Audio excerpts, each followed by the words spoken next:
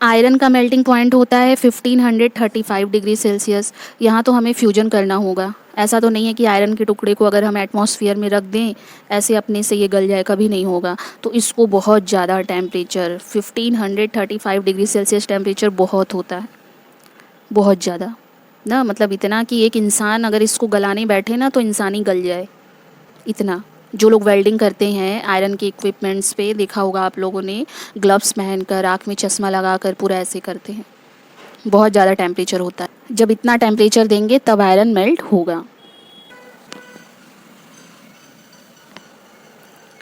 जब हम किसी चीज़ को मेल्ट करने के लिए रखते हैं, किसी भी सॉलिड को, तो वो क्यों मेल्ट हो रहा है?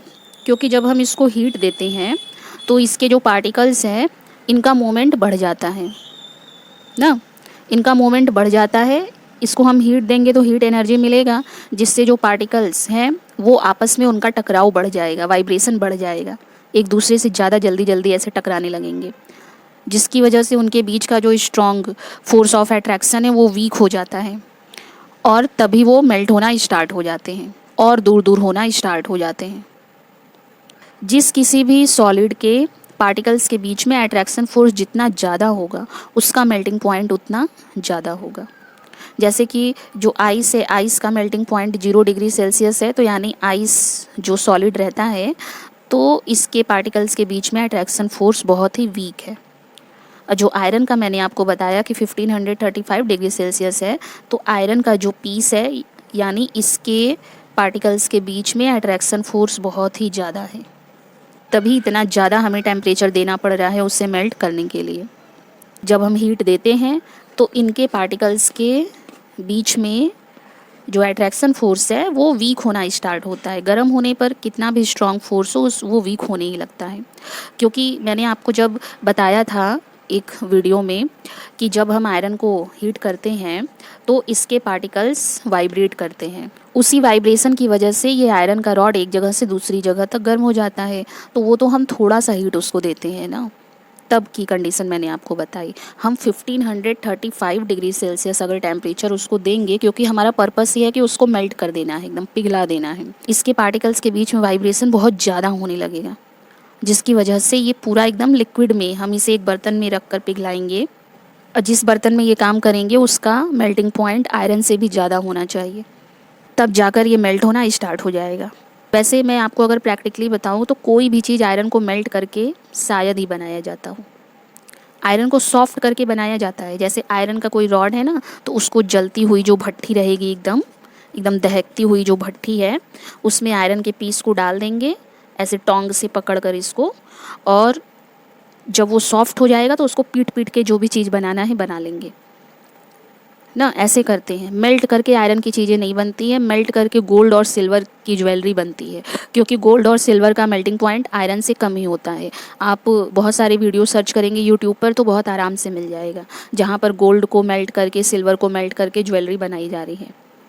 ज़्यादातर सॉफ्ट मेटल्स को ही मेल्ट करके उससे जो भी बनाना होता है बना लेते हैं। हार्ड मेटल्स को ज़्यादातर हैमरिंग करके उसको सॉफ्ट कर देंगे थोड़ा सा, फिर हैमरिंग करके बना लेते हैं। तो force of attraction between its particles weak हो जाता है, जिसकी वजह से वो मेल्ट हो जाते हैं।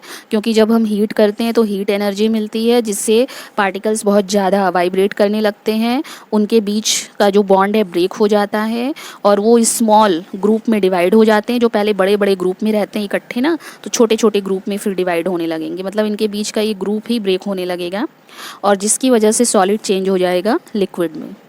वाटर का बॉइलिंग पॉइंट होता है 100 डिग्री सेल्सियस। 100 डिग्री सेल्सियस से पहले वो बॉयल नहीं होता है, हीट देते देते जैसे ही 100 डिग्री सेल्सियस पे पहुंचता है वो बॉयल होने लगता है। अल्कोहल का बॉइलिंग पॉइंट होता है 78 डिग्री सेल्सियस। अल्कोहल मतलब C2H5OH, ये सबसे पॉपुलर अल्कोहल है जिसका यूज ड्रिंक्स में होता है, शराब, बियर, विस्की, रम, इन सारी चीज़ों में। तो उसको बॉयल करेंगे तो 78 डिग्री सेल्सियस पर वो बॉयल होने लगेगा। मरकरी, जिसको आप जानते हैं कि ये लिक्विड फॉर्म में ही होता है, Hg, जो कि होता तो सॉलिड है मगर मिलता ये लिक्विड फॉर्म में है।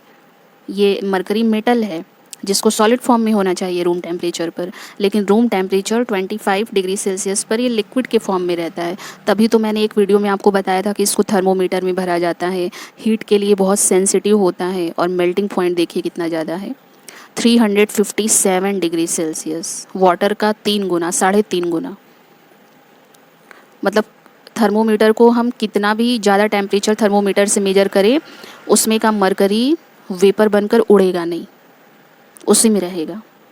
बॉइलिंग पॉइंट से हम मेजर करते हैं फोर्स ऑफ अट्रैक्शन को। इसका ये मतलब हुआ कि जिसका बॉइलिंग पॉइंट जितना ज़्यादा है उनके पार्टिकल्स के बीच में फोर्स ऑफ अट्रैक्शन उतना ज़्यादा है। जिसका बॉइलिंग पॉइंट जितना कम है तो उनके पार्टिकल्स के बीच में फोर्स ऑफ अट्रैक्शन उतना कम है।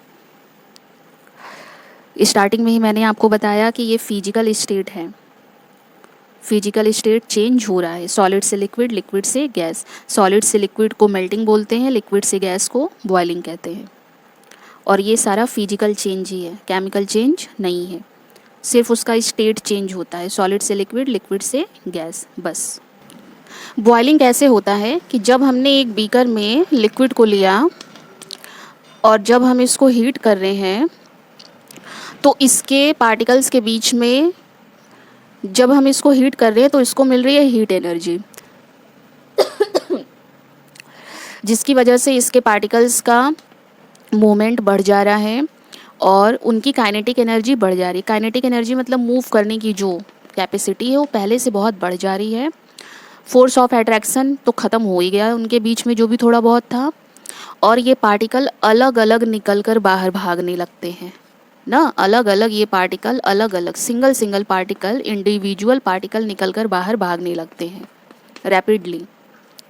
अचानक से वो कंडीशन आ जाती है जैसे ही वाटर का टेम्परेचर 100 डिग्री सेल्सियस पहुंचता है, तो इसी को बोला जाता है बॉइलिंग।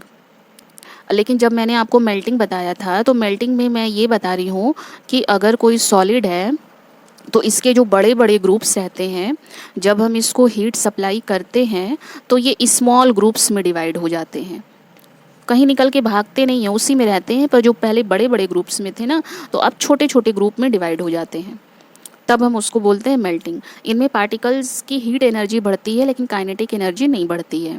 तो ये डिफरेंस है मेल्टिंग में और बॉइलिंग में। जब हम किसी लिक्विड को हीट करते हैं तो उसकी हीट एनर्जी बढ़ेगी दोनों में, मेल्टिंग में भी और बॉइलिंग में भी। बॉइलिंग में आगे क्या होगा कि पार्टिकल्स फास्ट मूव करेंगे, ये तो मेल्टिंग में भी करते हैं, लेकिन काइनेटिक एनर्जी बढ़ती है बॉइलिंग में, मेल्टिंग में नहीं बढ़ती है। फोर्स ऑफ अट्रैक्शन दोनों में कम होता है, पर बॉइलिंग में काइनेटिक एनर्जी बढ़ी, फोर्स ऑफ अट्रैक्शन कम हुआ तो निकल के वो भाग गए बाहर। अगर आप पानी को रखिए बॉयल करने के लिए, अगर वो बॉयल करने लगे, अगर इसके ऊपर एक बर्तन भी रख दीजिए ना, तो इतना फास्ट, इतनी ज़्यादा काइनेटिक एनर्जी होती है पार्टिकल्स की कि उस बर्तन को भी वो गिरा सकते हैं। स्टीम इंजन का नाम आप लोगों ने सुना होगा, स्टीम इंजन। वो ऐसे ही वाटर को बॉयल करके तब इंजन को आगे बढ़ाया जाता था, स्टीम के थ्रू ही।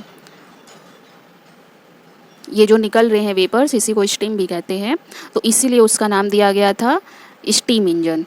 स्टार्टिंग में स्टीम से ही गाड़ियाँ चलती थी, रेलगाड़ी। अब ना डीजल से और इलेक्ट्रिसिटी से गाड़ियाँ चलने लगी हैं। सेपरेट इनटू इंडिविजुअल पार्टिकल्स, मतलब अलग अलग पार्टिकल्स में वो सेपरेट होकर बाहर भाग जाते हैं। जब लिक्विड को हम बॉयल करते हैं तो बन जाता है गैस, जब सॉलिड को हम मेल्ट करते हैं तो बन जाता है लिक्विड।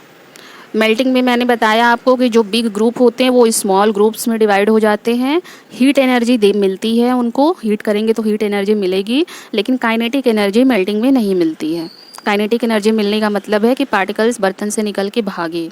जैसे गैस को रखते हैं तो गैस के पार्टिकल्स में कहा जाता है बहुत ज़्यादा काइनेटिक एनर्जी है, मैंने पहले के वीडियो में बता रखा है आपको सब। तो वही काम होता है जब वाटर बॉयल होने लगता है या कोई भी चीज़ बॉयल होने लगता है, तो इसीलिए बॉइलिंग पॉइंट हमेशा ज़्यादा होता है मेल्टिंग पॉइंट से। मतलब मेल्ट करने का मतलब है कि बस सॉलिड से लिक्विड बना दिया, लेकिन बॉयल करने का मतलब है कि उसको पूरा लिक्विड से आपको गैस बनाना है। सोचिए, अगर एक आइस है, इसको पहले आपने वाटर बनाया और फिर आप इसी को बना रहे हैं गैस ना। वाटर तो हमारा ये रूम टेम्परेचर पे रहता है, आइस के लिए आपको फ्रीजिंग करना पड़ रहा और गैस के लिए आपको स्ट्रॉन्ग हीटिंग करना पड़ रहा। ये दोनों में ज़्यादा मेहनत है और दोनों में ही टेम्परेचर का काम है, इसमें कम करना पड़ रहा है और इसमें ज़्यादा करना पड़ रहा है। वाटर ही एक ऐसा नेचुरल सब्सटेंस है जो कि तीनों फॉर्म में रहता है, सॉलिड, लिक्विड, गैस, और आराम से आप इसको देखते हैं डेली लाइफ में। इससे अच्छा एग्जाम्पल केमिस्ट्री में सॉलिड, लिक्विड, गैस का नहीं मिलेगा।